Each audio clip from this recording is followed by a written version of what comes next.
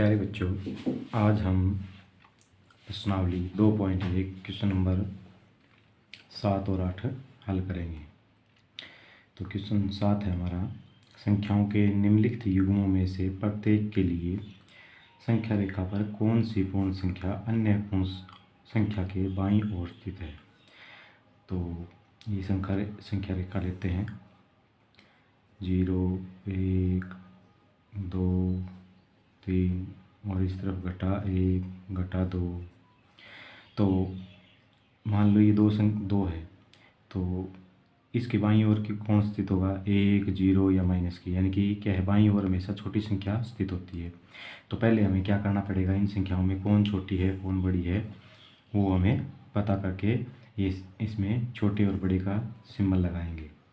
तो उसके बाद में क्या है, जो छोटी संख्या है वो हमेशा बाईं तरफ होती है, वो लिख देंगे। तो पहला पार्ट है आपका 530 और 503। ये 530 है, ये 503 है, तो छोटी क्या हुई 503 और 530। निशान कैसे लगेगा, छोटी की तरफ क्या है नुकीला सिरा होगा और बड़ी की तरफ है दोनों खुले सिरे होंगे। तो ये निशान लगा दिया। अब आगे इसको लिख देंगे कि 503 है, क्योंकि छोटी संख्या बाईं ओर होती है, तो लिखेंगे 503 संख्या रेखा पर 530 के बाईं ओर स्थित है।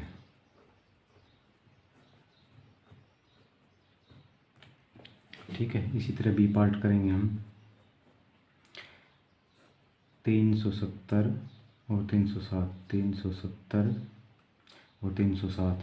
तो इसमें छोटी संख्या कौन सी है, 307 है। ये बाईं तरफ पहले से लिख देंगे क्योंकि छोटी संख्या बाईं तरफ आती है। 307 और 370। 307 छोटी है, 370 बड़ी है। छोटी की तरफ नुकीला, बड़ी की तरफ खुला सिरा। तो ये बात इसमें लिख देंगे कि 307 संख्या रेखा पर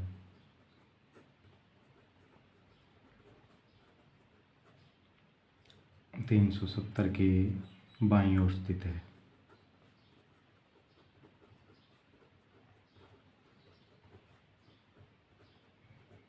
ऐसे हल करना है ये सवाल आपको। उसके बाद में क्या आता है आपका 98,765 और 56,000। इकाई, दहाई, सैकड़ा, हजार, 10,000। ये भी 10,000 की संख्या है, ये भी 10,000 की। ये 98,000 है, ये 56,000 है।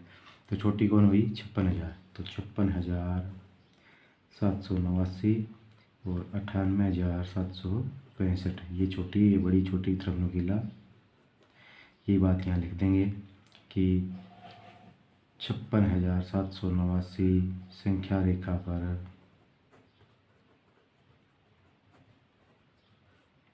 98,765 के बाईं ओर स्थित है और स्थित है। और अपना अंतिम पार्ट आता है, पहली संख्या को पढ़ेंगे, इकाई, दहाई, सैकड़ा, हजार, 10,000, लाख, 10 लाख। 98,30,415। और ये है सैकड़ा, हजार, 10,000, लाख, 10 लाख, करोड़। 1,23,001।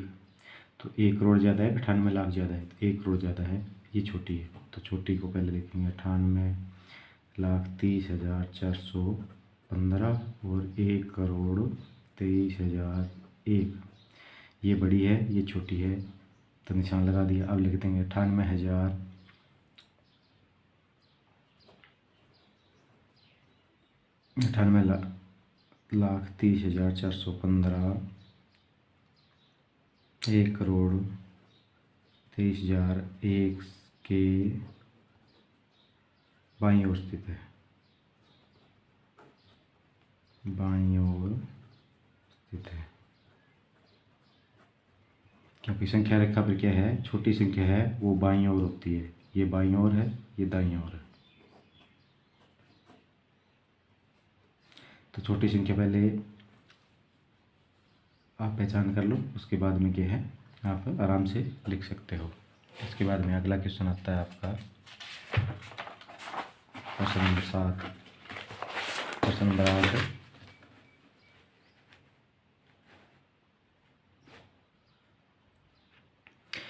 तो प्रश्न नंबर 8 है, निम्न कथनों में से कौन से सत्य कथन है, कौन से असत्य कथन है।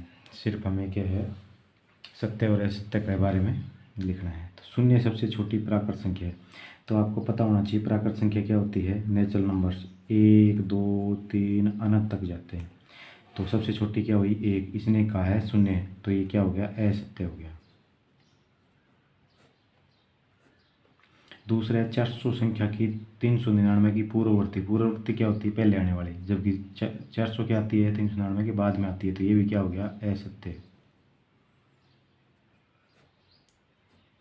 शून्य सबसे छोटी पूर्ण संख्या है। तो पूर्ण संख्या कहाँ से शुरू होती है, जब इस प्राकृत संख्या में जीरो और शामिल कर लिया जाए तो क्या है पूर्ण संख्या। तो सबसे छोटी पूर्ण संख्या जीरो ही है, बिल्कुल सत्य है ये बात।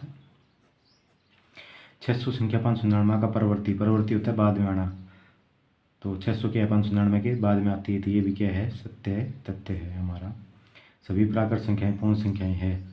तो सभी प्राकृत संख्याएं, ये प्राकृत संख्याएं, ये सभी पूर्ण संख्याएं हैं क्या, बिल्कुल है, क्योंकि क्या है, ये सभी अंक इसके अंदर है। तो सभी प्राकृत संख्याएं पूर्ण संख्याएं है, सत्य। सभी पूर्ण संख्याएं क्या ये सभी संख्याएं ये प्राकृत संख्या हो सकती है, नहीं, क्यों, क्योंकि इसमें क्या है, जीरो नहीं है, तो ये क्या आ जाएगा आपका, असत्य आ जाएगा। दो की पूर्ण संख्या का पूर्ववर्ती, दो को कोई भी संख्या ले, वो एक पूर्ववर्ती होता है, उससे पहले आने वाली एक अंक की संख्या कभी नहीं हो सकता, बिल्कुल गलत बात है ये। जैसे 10 है, 10 दो अंकों की प्राकृत संख्या है, इसका पूर्ववर्ती क्या होगा, 9 होगा, जो क्या है एक ही अंक है, तो ये बात भी क्या आ जाएगी आपकी, असत्य आ जाएगी। एक सबसे छोटी पूर्ण संख्या है। सबसे छोटी पूर्ण संख्या क्या है, पूर्ण संख्या ये है 0 1 2 3, तो सबसे छोटी क्या है, 0 है, एक है, ये बिल्कुल असत्य है, असत्य हो गया आपका। प्राकृत संख्या एक का कोई पूर्ववर्ती नहीं होता। प्राकृत संख्या यहाँ से शुरू होती है, इससे पहले, पूर्ववर्ती का मतलब पहले, पहले कोई भी संख्या नहीं है, तो बिल्कुल सत्य है ये।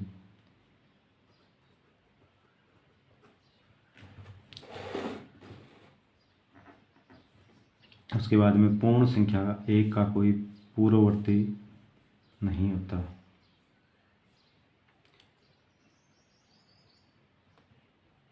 पूर्ण संख्या क्या है, ये है 0 1 2, तो एक का पूर्ववर्ती क्या है, 0 है, तो ये बात है असत्य होगी।